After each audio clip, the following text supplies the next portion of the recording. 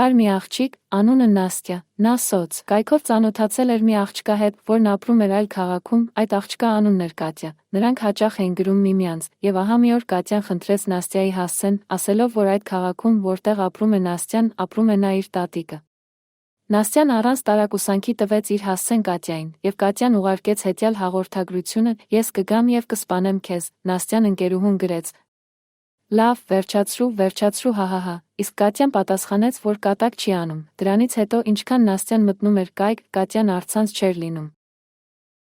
Եվ ահա մի անգամ, երբ Նաստյան տանը մենակ էր, նրա բջջային հեռախոսին զանգ եկավ անհայտ համարից, Նաստյան պատասխանեց. Ալո։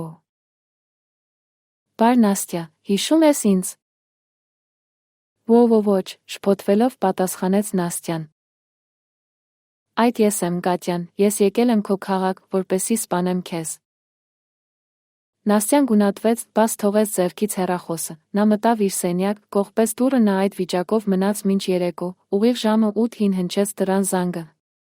Նաստյան սթափվեց, նրան թվաց, թե մայրիկն է, սկզբում տարակուսեց, բայց մոտեցավ դռանը, անցքից նայեց։ Այնտեղ կանգնած էր մի աղջնակ 13-14 տարեկան, սպիտակ երկար զգեստով, թափված մազերով, դուրս ընկած աչքերով, Նաստյան վախից ճիչ արձակեց ու շաթափ ընկավ գետնին։ Երբ Նաստյան արթնացավ, նա արդեն հիվանդանոցում էր, նրա կողքին նստած էր մի կին սպիտակ զգեստով, որը ննջում էր, հավանաբար բուժքույրն է, մտածեց Նաստյան, Նաստյան շրջվեց մյուս կողքի վրա եւ երկարեց ձեռքը, որպեսզի վերցնի իր հեռախոսը։